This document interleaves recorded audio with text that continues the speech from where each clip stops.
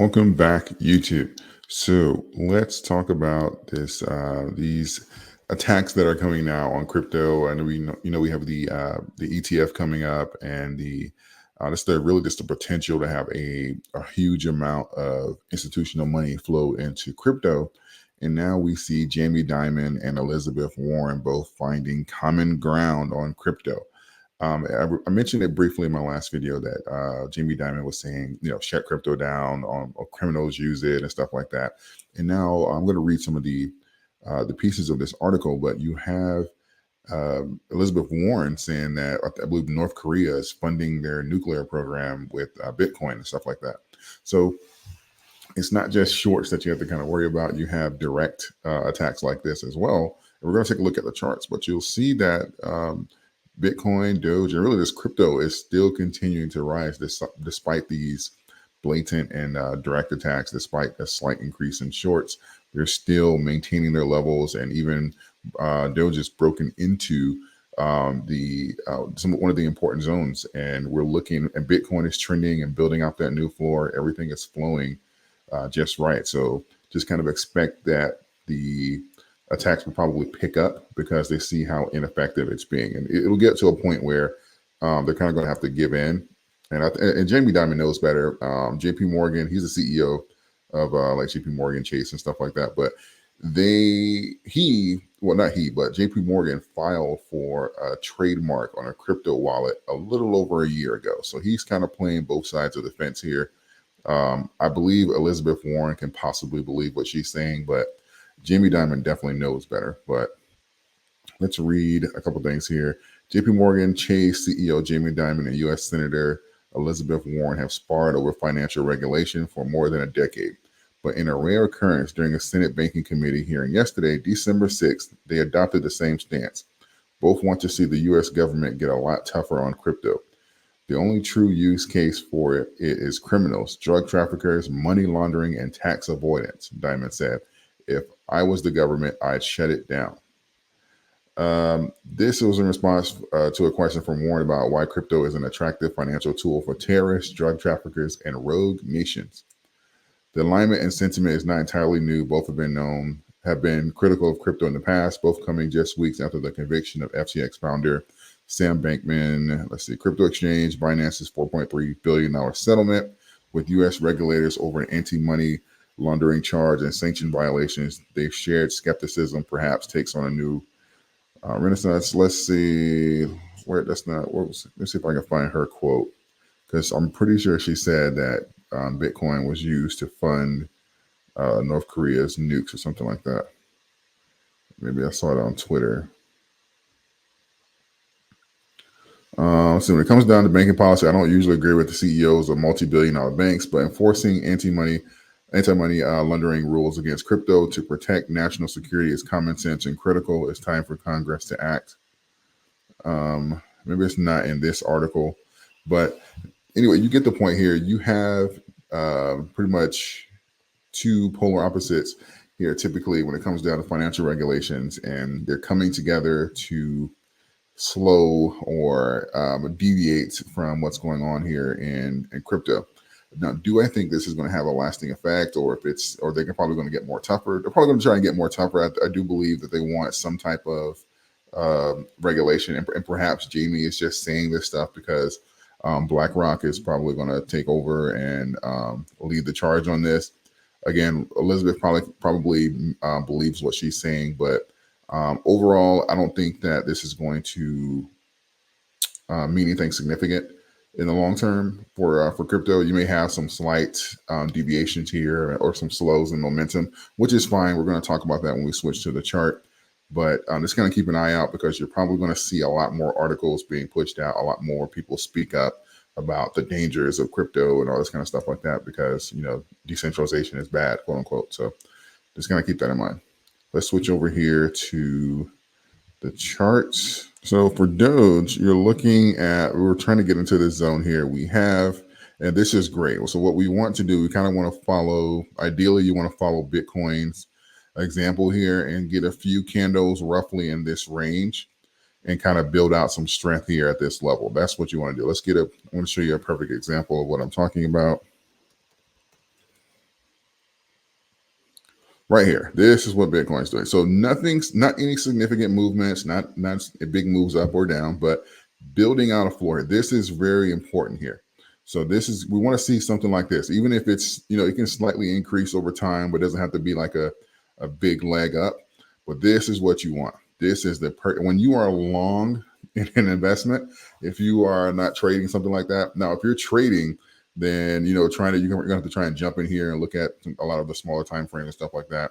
And if you want kind of a better idea of what's happening on the day, then certainly you can do that. But as far as the general direction, this would be a nightmare. But if you are long and you're trying to get an idea of where this is trending, you can this is perfect. This is what you want. You want to build out a floor here. You want to have and it's still, you can still see here, still ascending, but it just kind of took a break here from the run, and you're building out that floor, right? So this way, if it comes in and they say, oh, there's going to be no BTC ETF or something like that, or we're going to ban crypto, something fun like that, and there's a major panic, and there's this major sell-off here, that you have the potential to, you can at least make a case for there being the brakes getting pumped around this area versus it falling back to previous levels, because that's really all you're doing is trading zone to zone. So this is ideally what you want for any of your favorite cryptos now: Doge, Ethereum, BTC. You want to have that floor built out here. Same thing. Ethereum's doing well. You want to get a few of these candles here, build out that floor there. Same thing. It's done it twice already. So this is what you're looking for. This is what you're looking for. So Doge just more recently broke into this 10-cent range. So this is, but again, this is beautiful. Doge has been more aggressive in this climb, even if the gains are not significant. But this is the steepest of the three in this climb. So I would definitely like to see some sideways action here and kind of build out and a floor here. I would definitely like to see a break from the run just for the overall health of this run here and building out some floors. I would definitely like to see some sideways action built out here, for obvious reasons, because you don't want to start, again, if any of those big FUD things, you don't want to start filling this on the way down. But our golden cross, it worked out. 72 crossing the 200, just like we talked about as we were monitoring it way back here, and we talked about it. So that worked out perfectly. We were getting the price action that was happening here. We have the 14-day just going to the heavens. You have the 200 bending. This is going to be really just, and you have to throw in a smaller indicator just to kind of get an idea of possibly not as strong as this indicator, obviously, but maybe even 100 crossing the two. That'll probably give us an idea of the next boom. But so we'll take a look there and go from there. But overall, this is really healthy as far as we're building out the market and getting an idea of general trend. So let's check shorts really quick. Oh wait, I actually type in shorts. Yeah, nothing crazy, not yet. Because I believe a large portion of them are bots trading on Elon responses. So people are getting upset saying, "Oh, Elon didn't say anything on Dogecoin's 10-year anniversary and stuff like that." And you have to kind of keep in mind, if Elon would have said something on the 10-year anniversary, yes, the price would have spiked, but so would have shorts. And this we'd be looking at a different pattern than what we're looking at right now. Doge's in a good spot. The best thing he can do, I mean, I know a lot of times people it's exciting and stuff like that if he says something and then it takes off, but the best thing he can do is go ahead and roll out that Twitter implementation, that X implementation. That's the best thing he can do versus speaking about it right now. Because if he did do that, yes, we'd have an increase in price, but I believe there's a lot of bots and there's a lot of traders that specifically trade on that kind of information because they know that that pump typically is going to be short-lived, because you'll have a pump and then you'll have the consolidation to where actually is going to be the fair market value and stuff like that. So at least for right now, where the trend is. So I think that was great that he didn't say anything, because it would have potentially thrown us out of whack, and then we would have had to kind of postpone this zone out for like another week or so, because it would have probably spiked into the next zone, and then we'd have a consolidation back down to where we are now, and it probably would take another week or so for that to work out. So I'm not mad at all that he didn't give a shout out. I just think the best thing he can do is roll out that major formal utility for the coin. I think that'll be best overall for longevity, and obviously the Doge one, that helps. Let's take a look here at BTC shorts. BTC shorts are up. Yeah, Bitcoin is getting shorted a lot more than Doge right now. That's for sure. But yeah, the shorts are up in BTC.